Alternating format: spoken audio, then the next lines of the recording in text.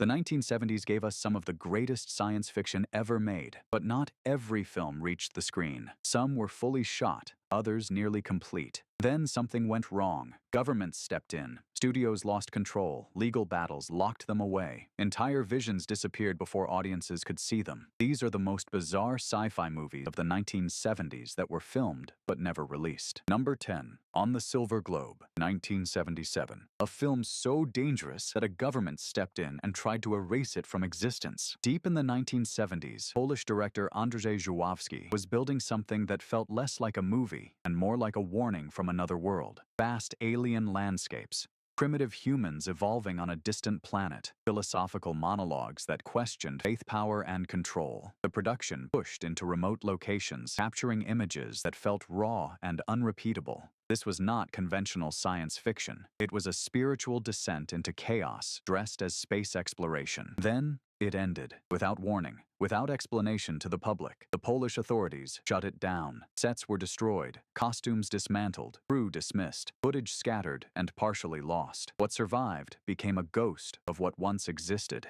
Decades later, fragments were assembled into a version, but it was never the film Żuławski truly made. The original vision died in the 1970s. What remains is not just unfinished cinema. It is proof that some films are not buried by failure. They are buried because they go too far. Number 9. The Noah, 1975. That is the quiet horror inside the Noah. Shot on a modest scale, this film strips science fiction down to its most unsettling idea: isolation. No alien invasion, no machines rising, just one human being left behind after a global catastrophe. He talks to himself. He creates imaginary companions. He slowly loses the boundary between reality and illusion. It is minimal, it is uncomfortable, and it is deeply ahead of its time. The film was completed. That should have been the beginning. Instead, it became the end. Distribution collapsed. No major release, no wide audience. It slipped through the cracks of the decade and vanished almost completely. For years, it existed only as a rumor among collectors and archivists, a finished film that no one could see.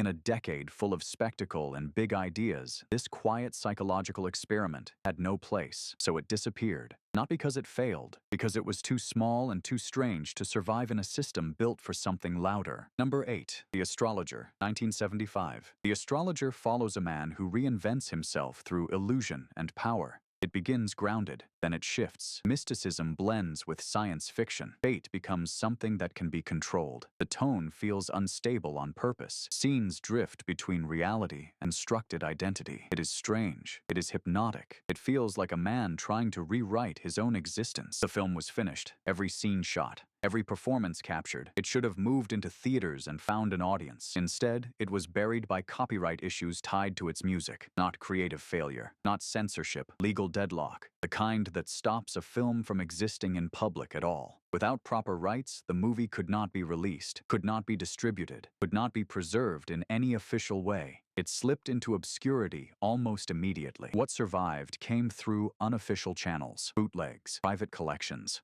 Fragments passed between collectors who understood its rarity. A complete film that lived like contraband. The tragedy is not that it was unfinished. The tragedy is that it was finished and still denied a life. A film erased not by politics or audience rejection, but by the quiet machinery of legal control. It existed, then it was hidden. Number 7. Phase War, 1974. Phase 4 appears simple at first glance. Ants evolve. Humans study them. Something shifts in the natural order. But beneath that surface lies a far more disturbing vision. Director Saul Bass did not intend a straightforward narrative. He built a film that moved towards something abstract, something cosmic, a transformation of humanity itself. That vision never reached theaters. The studio intervened. The original ending was removed. What replaced it was safer, more conventional. The final release stripped away the most unsettling idea at the core of the film: that humans might not survive evolution, that something smaller could inherit the future. The footage that carried this message was considered too strange, too ambiguous,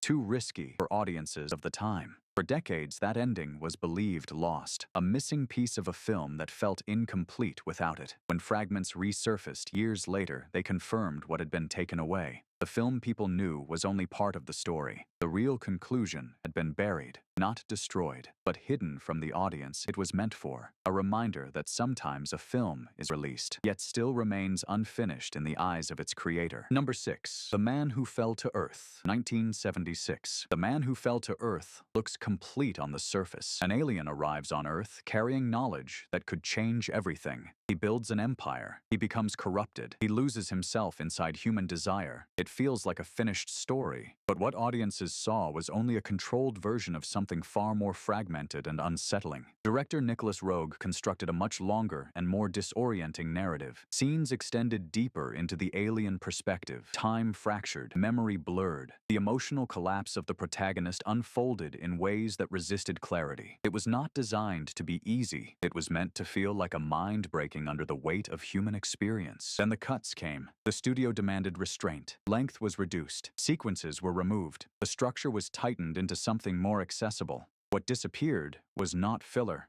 It was the connective tissue that made the film feel truly alien. Large portions of footage were never included in the release. The version that survived carried the outline, but not the full depth. What remains is a film caught between two realities, one that audiences know, and one that still exists in fragments. A buried version that could have pushed the story further into abstraction and despair. The alien did fall to Earth, but the film itself never fully arrived. Number 5. A Boy and His Dog, 1975. A cult classic that hides a missing identity beneath its surface. A Boy and His Dog presents a bleak post-apocalyptic world where survival is stripped down to instinct. A young man wanders the wasteland with a telepathic dog. Together they search for food, for safety, for purpose. The tone is harsh, the humor is dark. The world feels empty, unforgiving. It stands apart from the polished science fiction of its time. But the version audiences embraced was not the only version that existed. Early assemblies of the film reportedly carried different tonal balances. Additional material expanded the relationship between the boy and the dog. The brutality of the world was explored in greater detail. The emotional undercurrents were less restrained. These elements were altered or removed before release. The changes were not minor adjustments. They shaped how the story was perceived. The final cut leaned into satire and sharp contrast. It became something more compact, more direct, yet in doing so it left behind pieces of its original structure.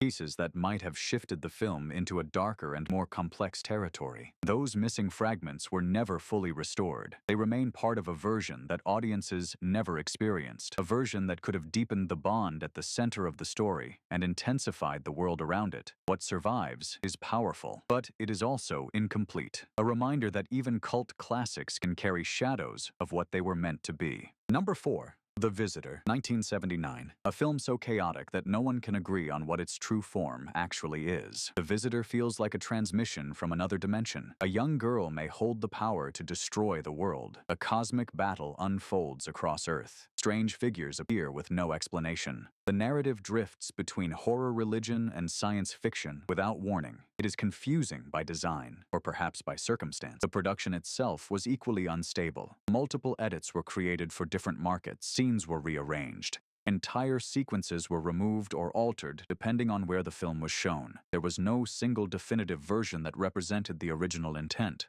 Instead, there were fragments, variations, conflicting structures that reshaped the story again and again. What audiences received depended on where they were watching. Some saw a version that leaned toward horror. Others experienced something closer to surreal science fiction. Key moments shifted or vanished entirely. The film became a puzzle with missing pieces. A story that changed depending on which version survived. Over time, it developed a cult following, not because it was clear, but because it was impossible to fully grasp. The idea that somewhere there might be a complete version only deepened its mystery. A film not buried in silence, but scattered across edits. Its true identity lost between them. Number 3. ZPG, 1972. A dystopian future that was softened before it could fully disturb its audience. ZPG presents a world where human reproduction is outlawed. Zero population growth is enforced by the state. Children are forbidden. Families are monitored. Society continues, but something essential has been removed. The concept is cold and unsettling. It touches a fear that feels uncomfortably real.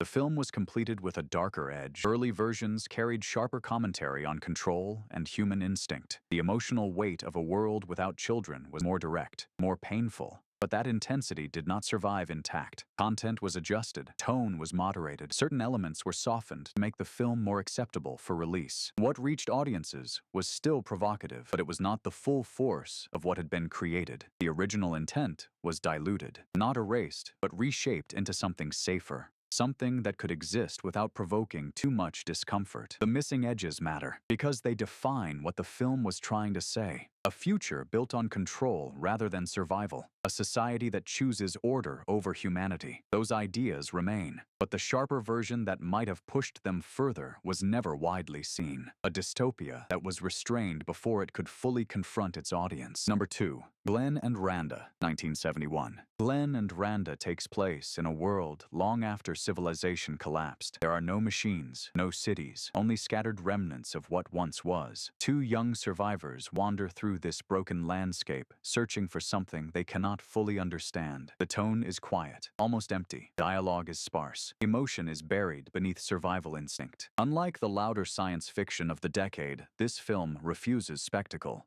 It avoids explanation. It shows a future that feels closer to extinction than transformation. That choice made it difficult to market, difficult to categorize, and ultimately easy to ignore. It received only limited exposure and quickly disappeared from public view. There was no dramatic suppression, no scandal, just silence. A finished film that entered the world without impact and slipped away before it could find an audience. Over time, it became something else. Not a failure, but a forgotten artifact. A vision of the future that was too stripped down for its era. Today, it survives as a shadow within the genre, known only to those who search for what was left behind. A film that was released, yet still feels lost, because almost no one was there to see it. Number 1. Dune, 1975. Dune was not meant to be ordinary. Director Alejandro Jodorowsky envisioned something revolutionary, a film that would expand consciousness rather than simply tell a story. He assembled an impossible team: visionary artists, experimental designers, musicians who would shape the sound of the future. The scale was beyond anything attempted at the time. Extensive work began. Visual designs were completed in extraordinary detail. Test footage and early filming elements pushed the boundaries of what science fiction could look like. Entire sequences were imagined with precision. It was moving toward reality. Then it collapsed. Financing disappeared. Studios refused to take the risk. The project ended before full production could be completed. What remained was not a film, but a blueprint, a record of what could have been. Those ideas did not die. They spread, influencing decades of science fiction that followed. But the film itself never arrived. It exists only in fragments, in drawings, in stories told by those who were there. A masterpiece that shaped the future without ever being seen. Not buried after release, but lost before it could exist. These films were never meant to disappear. They were shot, built, brought to life, then erased before the world could see them. Somewhere their footage still exists, hidden in vaults or forgotten archives. The real question is not what we lost. It is how many more films were buried before anyone even knew they existed.